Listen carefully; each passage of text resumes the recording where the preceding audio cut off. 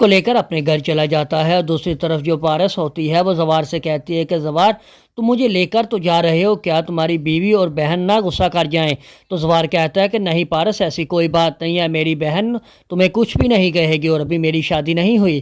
تو پھر پارس پوچھتی ہے کہ اگر تمہاری شادی نہیں ہوئی تو وہ تمہارے گھر میں وہ لڑکی کون ہے؟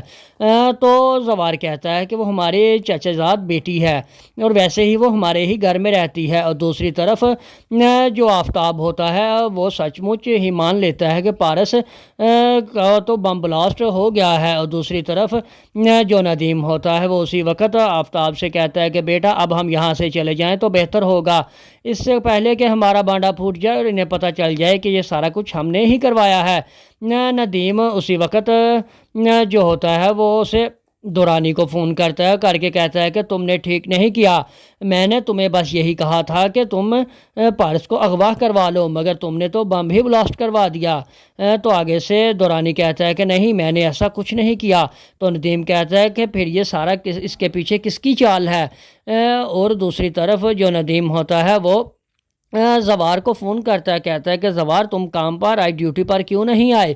تو زوار کہتا ہے کہ ندیم صاحب میں اب یہاں کیا کروں گا، مجھے تو سر نے پارس بی بی کا گارڈ رکھا تھا، اب پارس بی بی ہی نہیں رہی تو اب میرا بھی یہاں کوئی کام نہیں ہے۔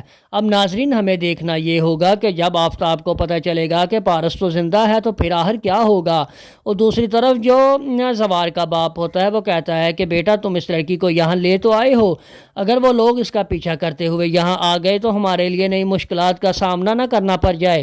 اور یہ ساری باتیں پارس سن لیتی ہے تو پارس زوار سے کہتی ہے کہ زاویار یہ کیا ہے، تم مجھے یہاں سے میرے ہی گھر لے جاؤ تو بہتر ہوگا۔ تو زاویار کہتا ہے کہ پارس بس تم خاموشی کا ہی سامنا اختیار کرو، جب صحیح وقت ہوگا تو میں تمہیں یہاں سے لے جاؤں گا، ابھی تمہیں بولنے کی جو اجازت میں نہیں دوں گا۔